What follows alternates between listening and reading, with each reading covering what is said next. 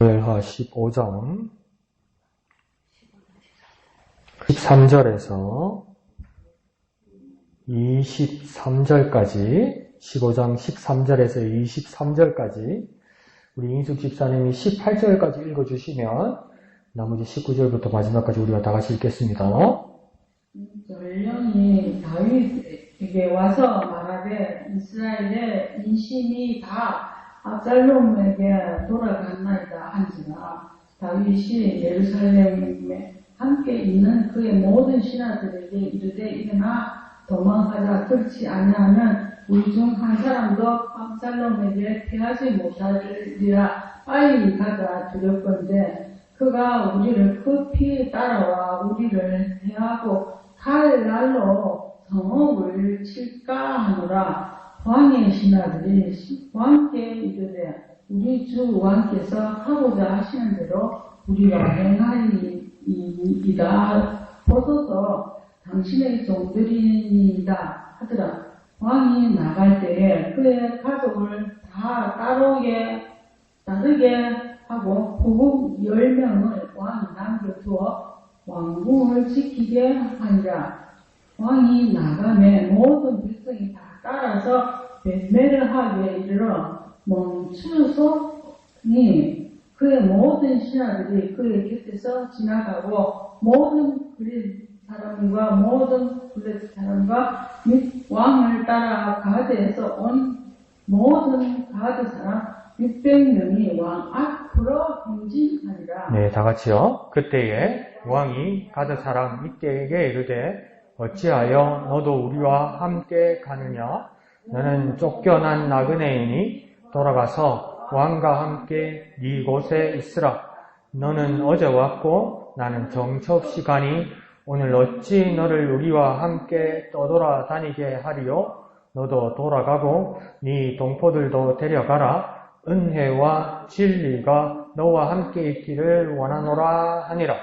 이때가 왕께 대답하여 이르되 여호와의 살아계심과 내 주 왕의 살아계심으로 맹세하옵나니 진실로 내 주 왕께서 어느 곳에 계시든지 사나 죽으나 종도 그곳에 있겠나이다 하니 다윗의 이때에게 이르되 앞서 건너가라 하매 가드 사람 이때와 그의 수행자들과 그와 함께한 아이들이 다 건너가고 온 땅 사람이 큰 소리로 울며 모든 백성이 앞서 건너가매 왕도 기드론 시내를 건너가니 건너간 모든 백성이 광야길로 향하니라. 아멘. 예, 상황이 참 어렵게 됐습니다. 다윗이. 예. 참 복잡한 상황이 됐죠.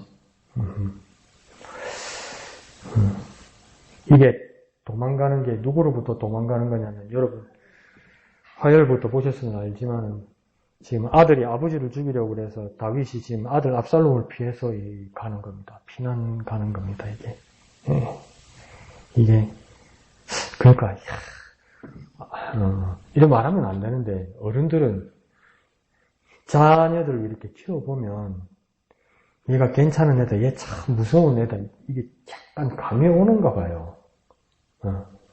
그러니까 얘는 이렇게 자랐으면 좋겠다, 얘는 여기서 이렇게 했으면 좋겠다, 이런 게 오는가 봐요. 그러니까 태조 이성계에게 아이들이 그렇게만 하는데 결국은 세 번째 왕 태종 이방원 다섯째 아들이 왕이 되잖아요. 근데 이성계가 엄청 경계하거든요, 이방원을. 너무너무 무서운 사람이니까. 그래서 엄청 경계하는데 이성계도 결국 이방원을 누르지 못하죠. 근데 이 압살롬이라는 이 아들도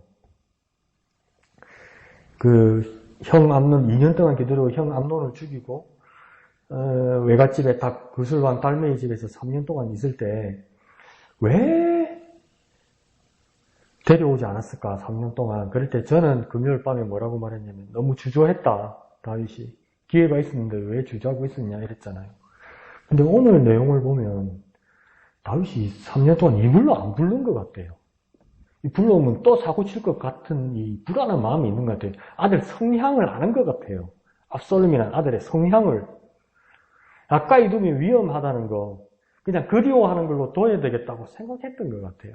그런데 요압이 그냥 오버해가지고 그냥 데리고 거 아니에요. 그 과장을 해가지고 어떤 여인을 데려와가지고 뭐 아들이 뭐 어째 싸웠는데 죽였는데 우린 나머지를 죽이려고 그러니까 다윗이 네 남은 아들이 죽으면 되나 내가 여호와의 사심을 가리켜 맹세하노니 네 애를 손못 대게 내가 지켜줄게. 그러니까 여자가 그러니까 연기 잘하면서 그러면 왕은 왜 저 멀리 있는 압살롬 아들을 안 불러옵니까? 그러니까 다윗이 또 눈치가 빨라서 뭐랍니까? 네 이거 진짜 아니지? 지 낸 거지? 누가 시켰어? 이런 거예요. 그러니까 요압 군대 장관이 시켰습니다. 그러니까 약간 마지못해서 데려온 것처럼 압살롬을 데려온 것처럼 했잖아요. 근데 데려왔는데 예루살렘으로 들어왔는데 다윗이 예루살렘까지 들어왔는데 왕궁이 안 불러서 아버지 다윗과 아들 압살롬이 못 만났단 말이에요. 그게 2년가요. 또 그러니까 지내왔는데 아버지를 못 만나. 여자동은 얼씬도 못하게 하는 거예요. 저 소똥에서 꼼짝마라 이렇게 된 거예요, 지금. 그러니까, 어떡하니까, 요압도 안 만나줄 것 같으니까, 압살롬 어떡하던가요? 요압 장군은 바지에다 불을 확 질러버리잖아요. 그 보통 얘기가 아니에요. 그 불 지르니까 요압이 막 열이 뻗쳐가지고, 어디서 감히 이러니까, 요압한테 그러잖아요. 어떻게 날 불러놓고 이렇게 내팽개쳐 두냐고, 내 아버지 만나게 해달라고. 그래서 결국은 만나게 된 거 아니에요. 그러니까 보통 사람이 아니죠. 그러면서 우리가 오늘 아침까지 본 내용은 뭡니까? 그러면 이제 아버지하고 하위하고 됐는가 보다. 막 목을 서로 어긋맞기고 아버지와 아들이 막 어긋맞기고 막 울고 막 입맞추고 막 이래 했잖아요. 그래서 이제 하위 됐는가 보다 이랬는데 그 방심하는 틈을 압살롬이 또 노리는 거 아니에요. 성문 앞에 서 있었다고요. 이 말은 뭐냐면 왕의 궁으로 들어가는 성문 앞은 뭐냐면 여기는 시장도 서고 토론장도 되고 정치도 하고 재판도 하고 왕을 아련할 수도 있고 이 모든 것이 되는 자리가 성문 앞이에요. 그러니까 뭐라 말할까? 옛날 중세시대 유럽의 그 광장처럼 지금도 뭡니까? 바티칸 궁에는 뭡니까? 이 바티칸에는 하루에 몇 시입니까? 그때 한 번인가 두 번 교황님이 밖에 나와서 이렇게 사람들한테 손 안 드는 거 그거 보려고 관광객들이나 가톨릭 신자들이 기다리고 있잖아요.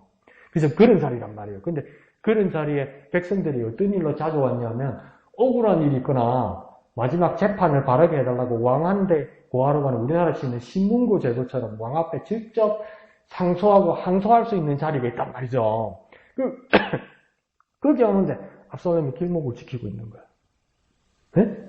그러면서 압살롬이 대신 재판해주고 다 해결해 주는 거죠. 그걸 계속하고 있었던 거예요, 압살롬. 그러니까 인심을 얻는 거죠. 그리고 제가 수요일인가 화요일날 큐티하면서 저 혼자 그렇게 메모를 했는데 그 압살롬 외모에 대해서만 머리부터 발끝까지 흠이 하나 없다고 그러거든요. 그리고 머리 숱이 얼마나 많은지 뭐 무게가 얼마나 된다고 그러잖아요. 그래서 글에 쓰면 안 되는데 목사가 뭐라 써놨냐면 잘난 게 한몫 하네 그랬어요. 잘난 거에 호감 가는 거예요. 백성들이 또 잘난 사람이 잘난치 안 하고 멋지고 잘생긴 사람이 나 같은 사람한테 친절해줘봐요. 이게 얼마나 고마워요. 네? 우리 어르신 때면 최무령, 지금 뭐 보통 중년쯤 되면 정우성 이런 배우가 잘난치 안 하고 막 나한테 엄청 친절하게 해준다고 생각해 보세요.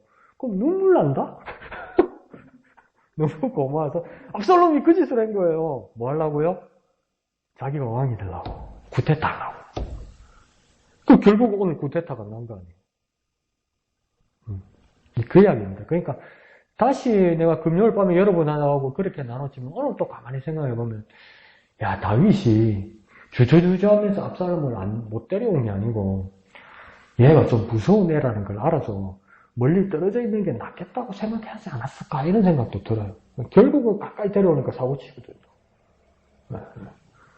그거요 지금 뭐야 태조 이성계 때 그 다음 태종, 태세죠. 정종이 몇째 아들입니까? 이성계 둘째인가 셋째 아들? 첫째 아들은 왕이 안 됐으니까. 그 다음 다섯째가 태종 이방원이잖아요. 그 사이에서 그 이성계의 아들들이 왕자의 난이라고 전쟁을 2번 해요. 형제들끼리. 네? 2번 하는데 나중에 태종 이방원의 그 부인 문씨입니까? 강씨입니까? 그 사람은? 민씨? 민씨다, 민씨. 그게 보통 얘기 아니거든요. 그래서 그 다른 역사책에서 보면 뭐냐면 시아버지하고 칼싸움이 있습니다. 이성계하고 칼싸움했다고. 자기 서방 왕 만들고 지키려고. 그 권력이라는 게 무섭고, 이 성정이라는 게 무서운 거예요, 이게. 성정이라는 게. 어마어마하게 무서운 거예요. 그냥 우리 지금 보는 드라마나 역사에서는 뭐라 하니까, 민씨가 그냥, 이방원의 말만 돌아오니까, 아, 내 남편이 전쟁에서 실패해서 죽었구나 싶어서 갑옷 입고 나가려는 것만 나오잖아요. 한양 도성 한가운데서 그냥 시아버지하고 막 이랬어요. 그 권력 앞에서 정말 무서운 사람들이 있어요. 그 압살롬도 좀 그런 사람이에요. 그러니까 이성계도 이방원을 정말 경계하고 미워하면서도 무서워했고, 이 다윗도 압살롬에 대해서 정말 이렇게 좀 무서워했던 것 같아요. 근데 좀 이 대처하는 게 다르죠. 태조 이성계와 다윗은. 그건 그냥 순전히 제 이야기고요. 여러분이 또 다르게 큐티할 수 있습니다. 자, 그래서 제목 한번 읽어볼까요? 제목 다 같이 읽어볼까요? 시작. 다시 광야길로. 이게 참 막막합니다. 그죠? 광야에서, 그럼 이전에 광야 생활을 했다는 거죠, 다윗이. 언제요? 사울 왕에게 쫓겨다닐 때 10년을 광야 생활을 했습니다. 그리고 이제 사울이 죽고 나서 왕이 되었는데 아들이 지금 반란이 일으켜서 그러니까 다시 쫓겨나가는 광야 생활을 할 상황이 되었다 이 말입니다. 자, 밑에 갈색 두 줄 한번 읽어볼까요? 다윗은 압살롬의 반역 소식을 듣고 압살롬과의 충돌과 성읍의 파괴를 막기 위해서 서둘러 예루살렘을 떠납니다. 충성스러운 이들은 다윗을 뒤따랐습니다. 자, 여기서는 또 이렇게 설명을 합니다. 새가 밀려서 다윗이 피난 간 것이 아니라 그것보다는 아들과의 충돌을 막기 위해서 아버지가 피한 것이다. 또 이렇게 이야기하기도 하죠. 네, 그렇게 볼 수도 있습니다. 자, 좋습니다. 한번 또 여러분은 어떻게 큐티를 했는지 한번 이야기를 나눠볼까요? 이양택 집사님.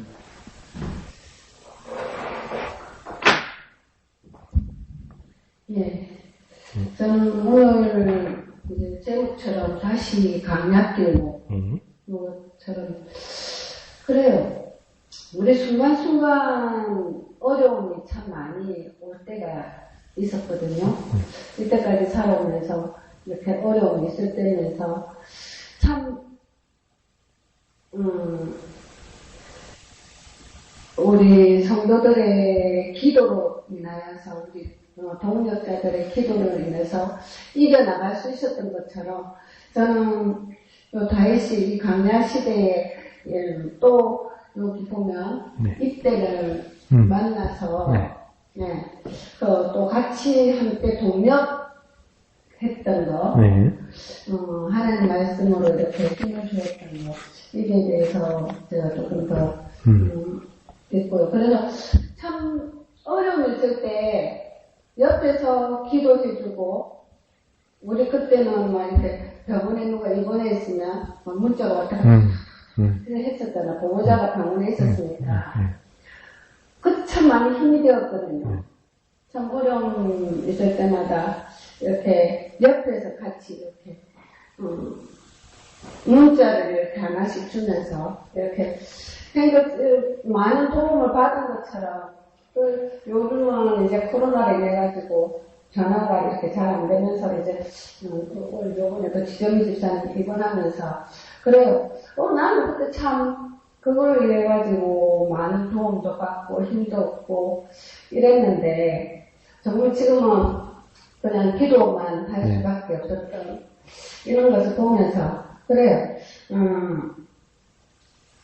우리가 정말 많은 동력자들 속에서 힘을 얻은 것처럼 우리도 지금 아파하고 있는 지정희 집사가 있지만 그래서 우리가 정말 그를 위해서 좀 더 기도하고 또 알게 모르게 알든 모르든 서로 기도를 하면서 나갈 수 있는 우리들이 되었으면 그러겠습니다. 예, 좋습니다. 그래서 19절 후반부에 있는 내용을 집사님 말씀하신 것 같아요. 자, 이때가 피난 가고 있는 다윗을 만났을 때 이때는 지금 어디 사람이라고 19절에 되어 있냐면 가드 사람이라고 되어 있잖아요. 가드 사람이라는 것은 이스라엘 사람이 아니라는 이야기입니다. 그 어디 사람이냐면 블레셋 사람이라는 이야기죠. 블레셋이라는 나라 중에서도 가드 사람이라고 이야기했냐면 이 가드 사람 중에 대표적인 사람은 누구입니까? 골리앗입니다. 골리앗이에요. 다윗과 그 한번 맞짱 떴던 그래서 죽었던 골리앗 사람이에요. 그러니까 적국의 사람이라고요. 근데 이 사람이 이 출신 중에 골리앗 고향의 가드 출신 중에 이 이때란 사람은 지금 누구 편이라는 겁니까? 다윗 편이라는 겁니다. 그러니까 나라를 넘어온 거죠. 블레셋에서 이스라엘로 망명해가지고 와서 다윗을 돕는 사람으로 변신한 겁니다. 그러니까 다윗이 하는 말이 20절에 그렇게 말하는, 19절 중간에서도 그렇게 말하는 거예요. 너는 쫓겨난 나그네다. 이 말이 뭐냐면 너는 이주민이지 않느냐. 토박이도 아니고 망명자이지 않느냐. 어떻게 보면 블레셋에서 고향에서 적응 못하고 추방되어 온 사람 아니냐. 그 뜻이에요. 그러니까 정말 안타까워서 하는 말이에요. 근데 내 편을 들면 어떡하냐 이 말이에요. 나는 지금 쫓겨나는데 약한 사람 편에서 쫓겨나는 사람 편 들어서 네 앞으로 어떡하려고 그러냐. 걱정돼서 하는 말이에요. 이때 이게 이 상황에서. 그러니까 다윗도 참 희한한 사람이죠. 우리 같으면 도와줘서 고맙다. 아이고 네가 왔네 이럴 건데 다윗은 급한 자기 신세보다도 네가 나 따라와서 지금 어떡하려고 그러냐. 줄 잘못 쓴 것 같은데. 여기 오면 안 되는데. 이런 식으로 말한 것 같아요. 그러면서 20절입니다. 너는 어제 왔고 나는 정처음 시간이 오늘 어찌 너를 우리와 함께 떠돌아다니겠냐. 너는 어제 왔고 이 말은 뭐니까 너는 이 땅 이스라엘에서 태어난 사람도 아니고 먹고 살라고 살아남으려고 가족 데리고 이제 와서 이제 살만한데 이민 와서 이제 살만한데 어떻게 압살롬 편에 서지 않고 지금 주도권을 가진 압살롬 편에 서지 않고 도망자 신세인 나를 따라오면 어떡하냐. 요즘 세상으로 말하면 뭘 할까요? 우리 어머니처럼 니 영주권 뺏긴다 야 이 말이에요. 그거 니 어떻게 살려고 이 말이에요. 니 시민권 뺏긴다 이제. 어떻게 해서 얻은 건데 어떻게 해서 가진 건데 그 짓을 하지 이 말이에요. 왜? 나는 정처 없이 떠돌아다니는 사람이다 이제. 다윗 나는 정처 없이 떠돌아다니는 사람이다. 어떻게 그러냐. 그러면서 뭐라냐면 검면합니다. 권합니다. 그러니까 너도 돌아가고 네 동포들도 데리고 가라. 그러니까 이때가 혼자 온 게 아니에요. 그러니까 그거 있잖아요. 북한에서도 남한으로 넘어오면 가족들 데리고 오잖아요. 같이 오잖아요. 그러니까 이때도 혼자 온 게 아니고 가족들 다 데리고 온 거예요. 그러니까 네 혼자 죽을 일이 아니다 이게 지금. 네 혼자의 문제가 아니다. 그러니까 이 가족 수준이 아닌가 봐요. 많이 데리고 왔는가 봐요. 그러니까 네 동포들도 데려가라. 그러니까 가족을 권민을 넘어서 많이 데려온 것 같아요. 그러니까 네 돌아가라. 이 말은 뭡니까? 압살롬에게 가라. 그리고 그러니까 네 동포들도 다 데려가라. 내가 너를 적으로 생각하지 않겠다 이 말입니다. 그러면서 끝에 뭐라고 하니까 은혜와 진리가 너와 함께 있기를 원한다. 이 은혜와 진리란 말을 바꿔서 말하면 뭐냐면 헤세드 이라면 뭡니까? 하나님의 자비, 하나님의 사랑을 말하는 거거든요. 그리고 진리가 너와 함께 있다 이 말은 뭐냐면 신실하신 하나님이 너와 함께 할 것이다. 그러니까 이 시대에 그 옛날 사람인데 뭡니까? 우리 이스라엘 사람만 하나님의 사람, 나머지는 이방 이렇게 생각하지 않고요. 다윗은 뭐냐면 이방인 자리에서 온 너, 한때는 내가 나의 가장 숙적이었던 골리앗 동네에 있었던 너지만 너는 하나님의 사랑과 하나님의 신실함을 받는 사람이라고 축복하는 거예요, 이게. 그러니까 다윗이 마음이 엄청 넓은 거죠. 그러면서 가라고 이야기하는 거예요.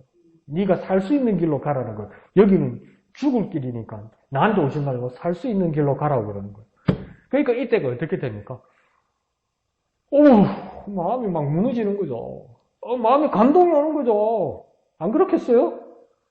그러니까 뭡니까? 자연히 감동이 오니까 뭡니까? 다윗과 함께 하겠다고 이야기하는 거예요. 다윗과. 그러니까 이 친구도 뭐라고 해요? 21절에 이때가 대답하되 여호와의 살아계심과 내 주 왕이 살아계심으로 맹세하노니 진실로 내 주 왕께서 어느 곳에 계시든지 사나 죽으나 정도 그곳에 있겠나이다. 자, 말 시작할 때 뭐랍니까? 여호와의 살아계심을 두고 맹세한다 이러잖아요.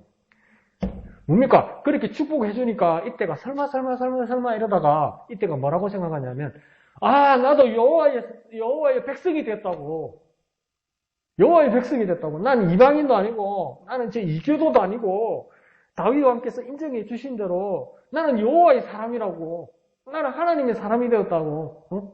그러니까 여호와의 살아계심을 두고 나는 이제 맹세할 자격이 된 사람이라고 해서 팍 말하잖아요. 어? 그러면서 뭐라 합니까? 난 왕을 떠나지 않겠습니다. 사나 죽으나 왕께 같이 있겠습니다. 이 정도 같이 있겠습니다. 이 말은 뭡니까? 이제 사는 거, 죽는 거 중요하지 않다 이 말이에요.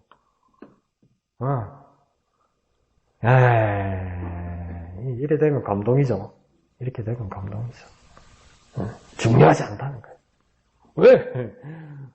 왕께서 나를 축복하신 것처럼 나는 이제 여호와의 사람, 하나님의 백성이 되었습니다. 결정이 나버렸는데 내가 이제 사는 거, 주는 거, 그게 뭐가 의미가 있고 중요하냐는 거예요. 내 소속이 정해져 버렸는데 하나님의 백성으로. 이렇게 하니까 뭡니까? 앞서가는 거죠. 그러니까 그때 옛날에 그 이야기도 들었어요. 나를 손마린 집사님이 저 전도사로 오기 전에 한번 심하게 아파서 입원한 적이 있다면서요. 그러니까 이 할매가 또 깔끔 뜬다고 병원에서 꼼짝 말하는데 목욕 가고 싶다고 그걸 또 자기 아들한테 말하지 말한다고 목사님한테 가고 울어서 울먹이 사니까 목사님이 또 몰래 불러가지고 교회 본거 체크해가지고 탈출을 시키가지고 그 목욕탕 앞에 이양덕 지사님 기다리고 있다가 데리고 가가지고 그걸 다 씻겼다면서요. 그거 아직도 한 번씩 저한테 이야기해요. 옛날에. 그때를. 가족도 그게 하기 힘든 일이거든요. 그때 정말 그 피로를, 우리 지체들의 피로를, 우리 지체들의 아픈 마음과 피로를 채우기 위해서 여러분이 그렇게 헌신하셨단 말이죠. 역시 이때와 다윗의 모습과도 오버랩되고 여러분이 살아왔고 여러분이 그렇게 그 한 분을 이렇게 섬겼던 그 모습들이 다 이렇게 겹치는 거예요. 겹치는 거. 그러니까 여러분이 그렇게 삶을 살았죠. 다윗처럼 이때처럼 또 뭡니까? 여러분이 어떤 한 연약한 지체들을 위해서 그렇게 했던 거죠. 어제는 나는 저번에도 그렇게 말씀드렸잖아요. 나는 어릴 때 아니 몇 년 전만 해도 나는 6시 내 고향을 그렇게 재밌게 볼 거라고 꿈에도 생각 안 했어요. 네, 한 4, 5년 전만 해도 저 재미없는 걸 왜 보나 이랬거든요. 근데 나이를 먹었는지 재밌어. 근데 할매들 이야기는 뭐 말도 안 되는 소리인데 재밌어.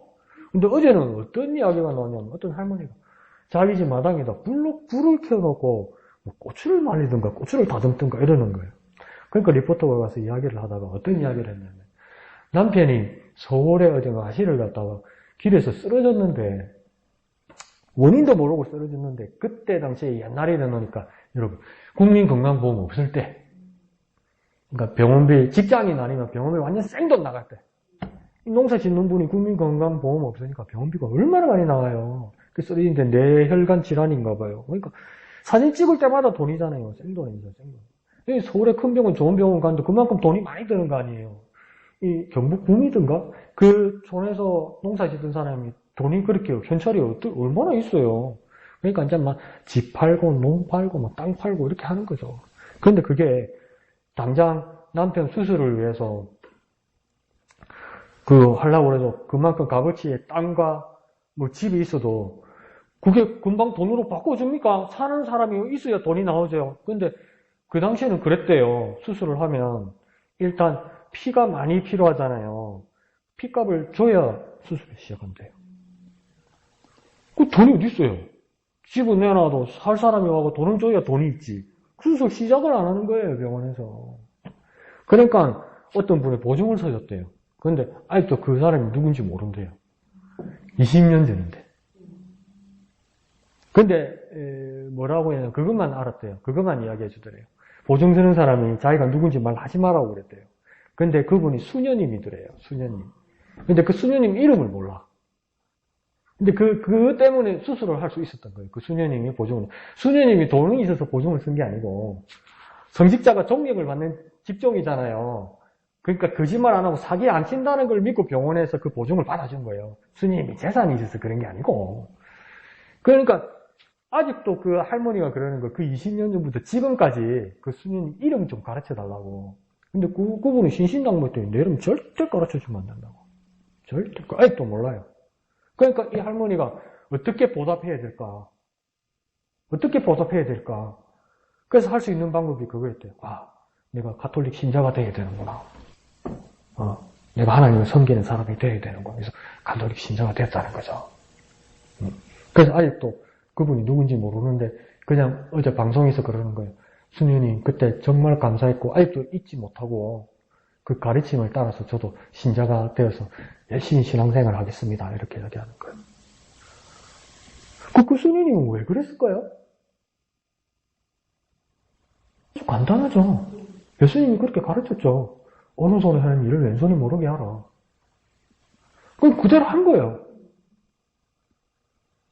그대로 한 게 사람들에게 감동이 된 거예요. 이 예수 믿으래, 예수 안 믿으면 지옥 간다 말 한마디 안 했어요. 그래서 제 양심을 찔른 거예요. 제 양심을 때린 거예요. 왜? 나는 짠 거 뭐 하나 해도 누가 알아주면 좋겠거든. 강목사가 해줬다고. 강목사가 봐줬다고. 강목사가 사줬다고. 강목사가 특별히 해줬다고. 그 이야기가 널리 퍼졌으면 좋겠거든. 그러면서 나는 못되게 생각한 게 뭐냐면, 나도 강고가 되고, 내 강고가 되어서 전도도 되고, 저는 그렇게 계산을 한단 말이에요. 근데 우리에게 다 그런 욕심이 있단 말이에요. 칭찬받고 싶단 말이에요. 인정받고 싶단 말이에요. 세상에 자꾸 우리 그러고 싶단 말이에요, 우리는.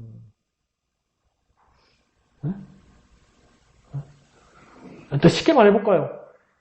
이 자랑하고 싶은 이 병이 난리라고요, 이게. 이 작은 것부터 정말 사소한 것까지 자랑하고 싶은 그 마음이 막 병이 돼버렸다고요, 우리가. 참지를 못한다고요, 참지를. 참지를 못해요. 누가? 내가. 근데 진짜 그 간단한 예수님의 말씀, 오른손이 하는 일을 왼손이 모르게 하라고, 그 가르치는 것 좀, 그래야죠. 그러면 예수님 말씀대로 해야지. 그러면서 보증서 주면서 절대 말하면 안 됩니다. 절대 말하면 안 됩니다. 그것 때문에 생명을 구원했잖아요. 내가 지금 뭘 하고 있는 건가? 그러니까, 이한득 지사님도 단 한 번도 손마림 지사님 씻겨줬다, 목욕탕 데려갔다, 목사님이 단 한 번도, 연세병원에 차단해놓고 탈출시켰다, 내한테 한 번도 말씀하신 적 없어요. 네? 이한득 지사님도. 근데, 은혜 받은 손마림 지사님 직접 이야기했죠. 그게 아름답단 말이에요. 네? 이때와 다윗 사이에도 그런 모습이 보인단 말이에요. 이때는 장군이거든요, 장군. 그럼 이 도망다닐 때 얼마나 필요한 사람이에요? 근데 뭐라고 해야 돼요? 나 따라오지 말라고 그런다? 무슨 소리예요, 이게? 나는 지금 신세가 급하지만 나보다도 네 자신을 생각하고 네 가족을 돌봐야지. 다윗이 그 이야기 한 거예요, 이게. 나 따르면 너 죽어. 안 돼. 너 살라고 망령한 거잖아. 근데 왜 내 따라와서 네 죽고 네 가족까지 죽게 만드냐? 그러면 안 돼. 이렇게 말한 거예요, 다윗이. 그러니까 이때가 쇼크 먹어가지고 무슨 이런 사람이 다 있냐면서 내 목숨을 걸겠다고 이야기하는 거예요. 내 당신 지켜주겠다고. 그러니까 그리스도 안에서 한 몸을 이루며 서로의 지체들이 되어가는 교라고 이야기하잖아요. 우리도 뭡니까? 서로가 서로를 위한 지체들이어야 되는 거죠.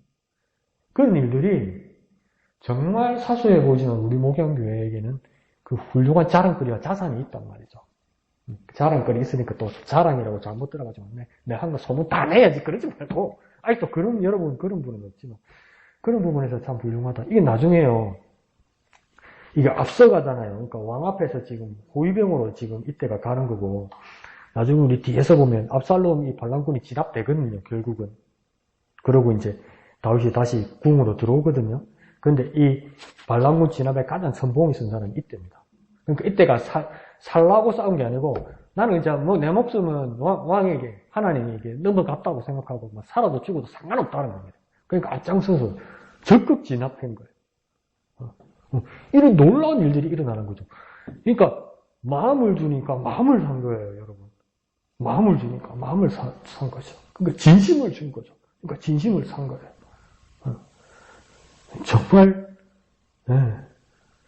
지금도 지정희 집사님은 제가 저녁 먹을 때 전화 한번 해보니까 월요일날 수술했으니까 지금 좀 괜찮대요. 많이 좋아졌대요. 저한테.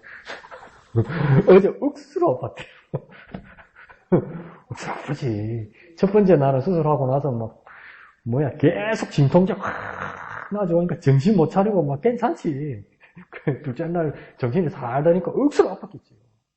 네, 지금은 셋째 날이니까 조금 좋아지셨다고 그러네요. 근데 직접 또 이렇게 안을 열어보니까 무릎 연골만의 문제가 아니라 이렇게 힘줄 같은 부분이 많이 망가져서 그 부분을 또 바로 잡는데 수술 시간이 많이 걸렸다고 그럽니다. 그래도 수술은 잘 됐고, 이제 경과가 또 지나서 이제 다음 부분, 다른 쪽 다리도 하고, 또 시간 지나서, 그 다음 허리도 이렇게 하게 되는데, 그래도 순탄하게 의사 입장에서는 어려운 일이 있었는데, 이렇게 순탄하게 잘 치료되는 거 보니까, 우리 성도님들께서, 우리 집사님들께서 기도 많이 해주시고, 걱정 많이 해주셔서, 그렇게 잘 된 것 같다고 정말 감사하다고 그렇게 전해주셨어요.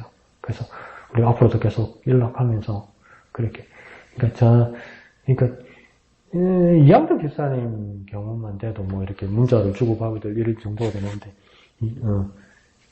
지정희 집사님 같은 경우에는 스마트폰에 아직 익숙하지 못하니까, 이게 메시지를 주고받고 이게 좀 어려워요. 그리고 또, 아직은 아프니까, 전화를 자주 받고 이렇게 주고받을 수 있는 형편은 못 돼요. 그러니까 여러분 그 부분을 조금 이해해 주시고, 조금 더 나아지면 또 자주 소통할 수 있을 것 같습니다. 그래서 여러분이 기도해 주시는 것만큼 또 회복이 잘 돼서 정말 감사합니다. 앞으로도 또 잘 진행될 수 있도록 그렇게 기도해 주시길 부탁드립니다. 예, 목사님. 저는 13절에 보니까 이스라엘의 인심이 다 압살롬에게 돌아갔다라고 하는 이 말씀.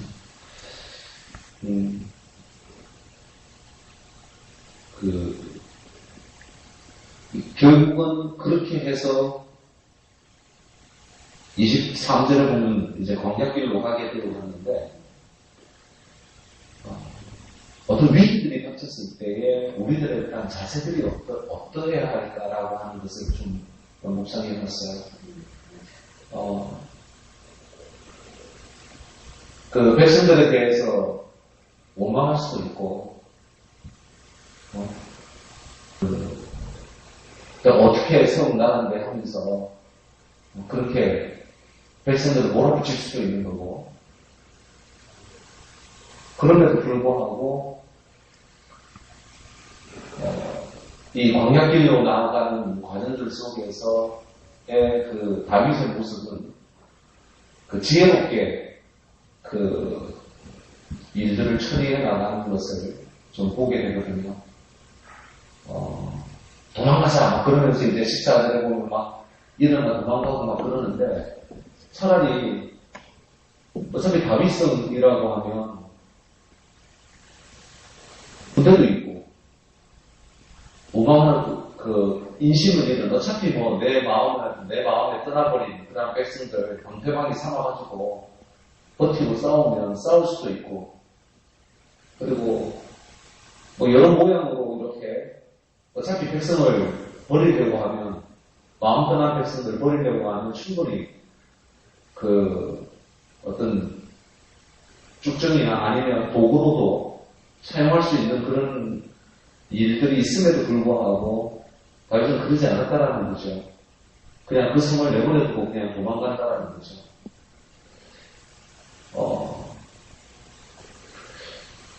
소나기가 오면 피하긴 피해야죠. 그런데 좀 품위 있게 피했으면 좋겠어요. 여러 가지 일들이 닥쳐지고 떠나고 그 마음도 떠나버렸을 때 어떻게 우리가 그것을 이겨낼 수 있을까? 예를 들면 이때 같은 동력자가 있다. 그러니까 이제 잘 이겨냈다라고 생각되어지기도 하지만, 이때를 돌아가라고 한 그 이유 가운데 하나는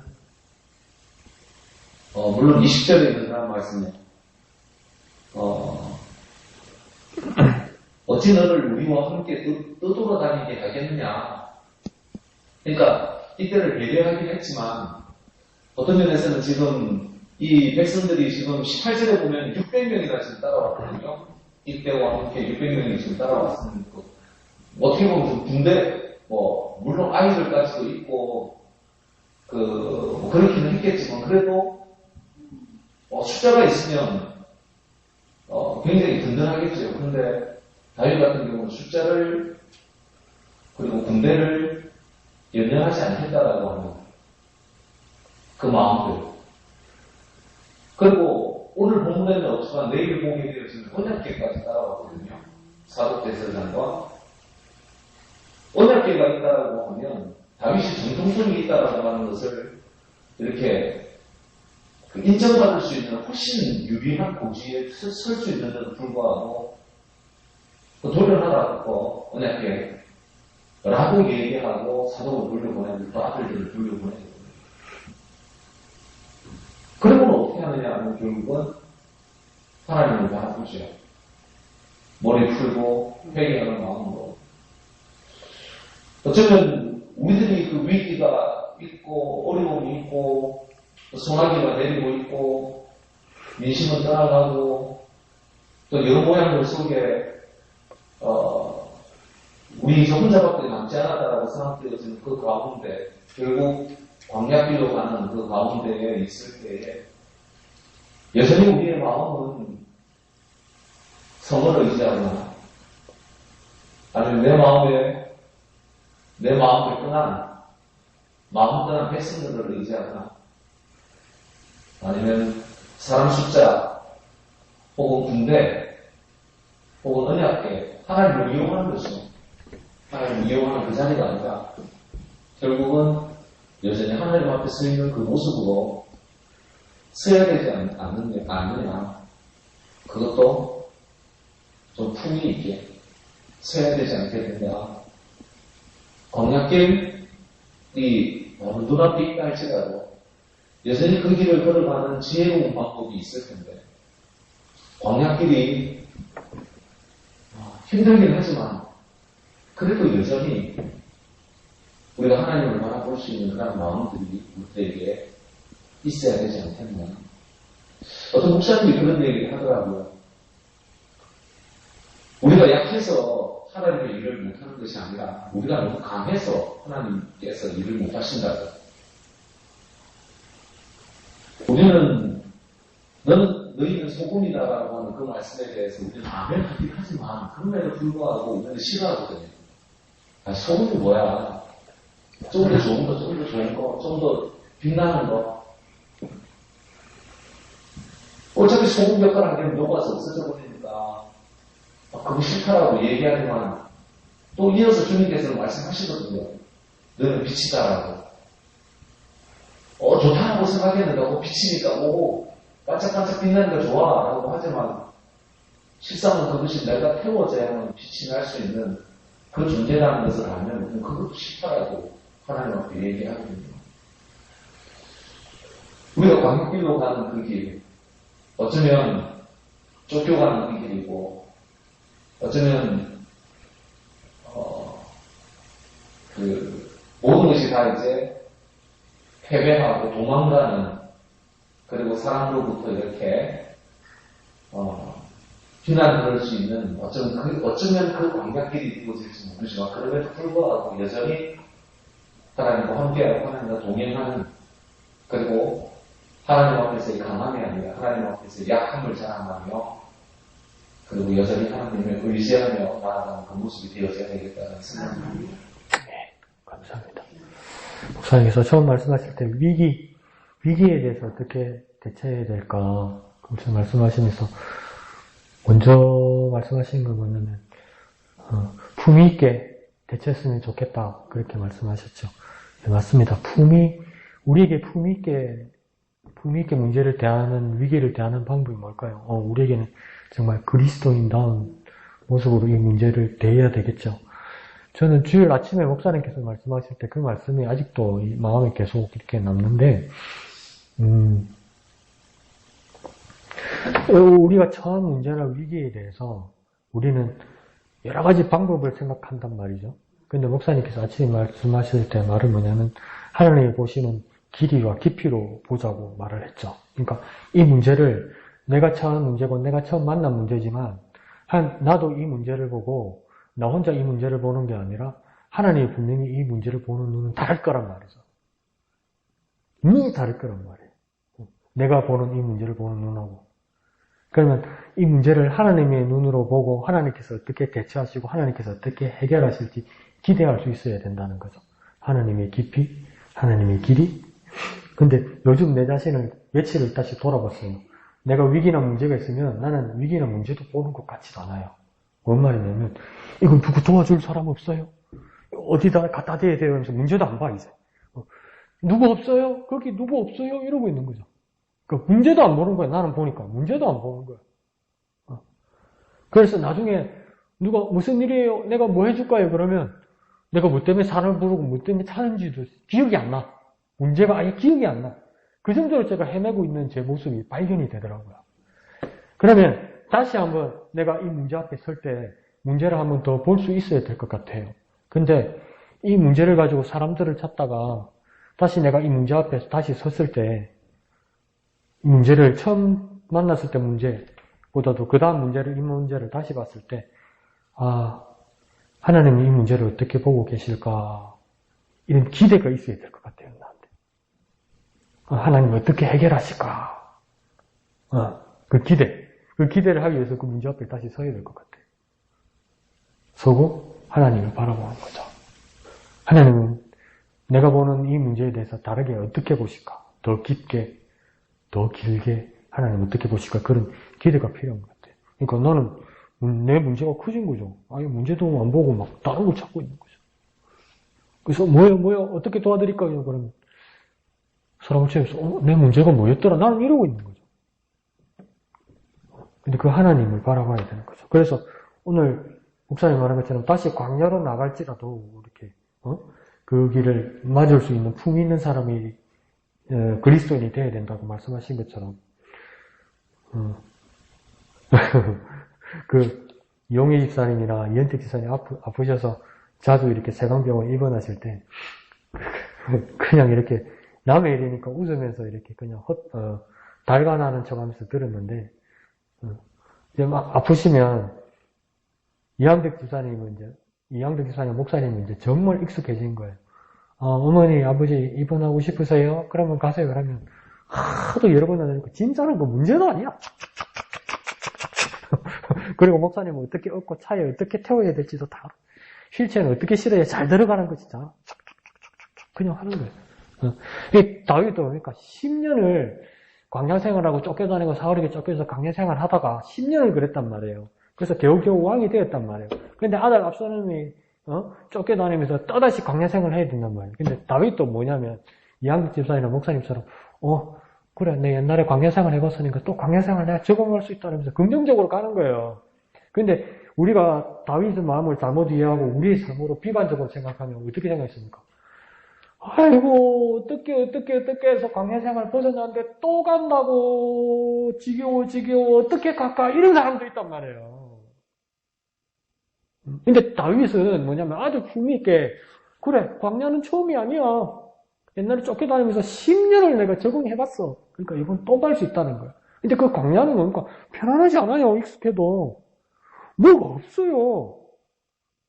근데 광야는 없다는 이야기예요. 진짜 뭐 없다는 이야기예요. 내 옛날에 편하게 쓰던 거, 잘 보던 거 아무것도 없어요. 힘들어요. 괴로워요. 근데 거기에서 뭡니까? 다윗은 뭘 기대하냐면 도우시는 하나님만 보이는 거죠. 그래서 기대하는 거예요. 거기서 야 이번에는 하나님이 이 광야에서 어떻게 날 도우실까 막 그 기대가 있는 것 같아요. 다윗은. 그래서 광야로 가는 거예요. 광야로. 그러니까 여러분 저와 여러분 제가 그렇게 여러분에게 자꾸 권면하는 큐티 있잖아요. 그 광야 같아요. 왜 광야 같습니까? 하기 싫거든. 하려면 힘들거든. 어떤 날은 이게 뭔 말인지 모르겠거든. 아이고 하나님 말씀 묵상하고 기도하고 예배하고 신앙생활하는 거 믿음 생활하는 거 광야입니다. 무슨 말인지 모르고 너무 힘드니까 이제 뭐 해야 됩니까? 하나님한테 직접 물어봐야죠. 하나님 이게 무슨 말입니까? 하나님 이게 무슨 뜻입니까? 아무도 도와준 사람이 없다고요. 하나님밖에 없다고요. 그게 광야라고요. 하나님만 보인다고요. 우리 큐티의 삶도 뭡니까? 하나님만 보인다고요. 새벽에 여러분 집에 찾아가가지고 큐티 안 가르쳐준다고요, 강 목사가. 하나님밖에 없다고요. 그게 복되지 않겠습니까? 지나고 보면 복되지 않겠습니까? 힘들었는데 그때는 하나님만 계셨거든요. 그때는 하나님이 계셨거든요. 그래서 이 광야를 지나서 내가 좋은 자리에 약속의 땅으로 왔습니다. 가니까 뭡니까? 집도 사고 보일러도 들어오고 텔레비도 24시간 나오고 인터넷도 잘 되고 스마트폰도 있고 컴퓨터도 있고 냉장고에는 먹을 게 꽉 잡고 김치 냉장고에는 김치가 막 1년치 먹을 게 쫙 써있고 행복하잖아요. 그 행복을 누리는 동안 하나님이 없으시는 거야. 하나님 잊어버리고 즐기는 거야. 네? 네. 근데 그걸 우리는 행복이라고 생각했죠. 행복하기도 행복하죠. 등 따시고 배부르면 행복한 거지. 근데 다윗은 광야로 쫓겨나갈 때 그렇게만 생각한 거 아니에요. 힘들고 어려워도 다시 하나님과 1대1로 만날 수 있다는 그 기대가 있었던 거죠. 그러니까 품위 있게 살아갈 수 있었던 거죠. 그게 품인 것 같아요. 그러니까 위기나 힘들과 그 고난 속에서 나중에 아무도 도와줄 사람이 없고 아무도 해줄 사람이 없고 형편이 그리밖에 안 돼서 그렇게 안 될 수 있어도 진짜 하나님 1대1로 만날 수 있는 자리가 될 수도 있을 것 같아요. 그러면 또 원망하는 눈초리로 강 목사님이 그럽니다. 니나 가라 광야. 일단 니나 가라 니나. 나는 여기 집에 있을게 일단. 갔다 와서 어떻더라 내한테 말만 해둬라 이렇게. 그런 마음도 들지요. 그래도 하나님이 여기서 편안하고 따뜻하게 해주신 것에 대해서도 하나님께 감사하고 설사 우리 삶 가운데서 어떤 위기가 다시 닥칠지라도 어이구 내가 그걸 어떻게 해 차라리 죽고 말지 그러지 말고 그 상황에서 내가 다시 하나님을 만날 수 있는 자리다. 또 그렇게 기쁜 마음으로 받을 수 있는 저가 여러분 되었으면 좋겠습니다. 이제 짐 톡톡톡 싸는 이양대 지사님처럼 그냥 어머니 아버지 떨려 먹고 휠체어도 뭡니까 아주 익숙하게 드는 거에 팍 넣는 목사님처럼 하면 또 해야지 뭐 그걸 뭐 어떡할 거냐고 이걸 어떻게 그러고 있으면 어떡하냐고 할 사람은 해야지 그렇게 하는 것처럼 우리에게 위기가 오고 우리에게 고난이 온다면 하나님께서 또 하시겠지 함께 하시겠지 그러니까 또 그 길을 우리가 걸어가야지 그러면 또 정말 가까이 계신 하나님을 내가 만나는 그것이 이런 소망을 가지는 저와 여러분 되었으면 좋겠습니다. 그런데 분명히 제가 예언하는 능이 있어 가로되 저 케이스예요. 저 케이스. 큐티니까 여러분은 어떨지 몰라요. 저 케이스예요. 분명히 위기가 오면요. 저는 얼굴이 죽상이 되고 얼굴이 내천자가 그려질 거예요. 그러면 여러분 그렇게 생각해요. 저거 또 문제 있구나. 그거 기대해 주시면 돼요. 기대해 주시면 돼요. 하나님 강 목사가 힘을 얻고 하나님 만나게 해 주십시오. 마음은 저렇게 복잡하고 괴로워도 하나님 만날 수 있는 귀한 시간으로 축복해 주십시오. 그렇게 기대해 주시길 부탁드립니다. 여러분에게도 그런 슬픔과 어려움을 토로하면 저 또한 여러분을 위해서 기도하겠습니다. 그래서 다시 광야길로 갈지라도 그것이 고난만이 아니라 하나님을 만나는 자리다. 그렇게 소망을 가지는 저와 여러분 되었으면 좋겠습니다. 1절 찬송하신 후에 다 같이 기도하고 예배를 마치도록 하겠습니다. 1절만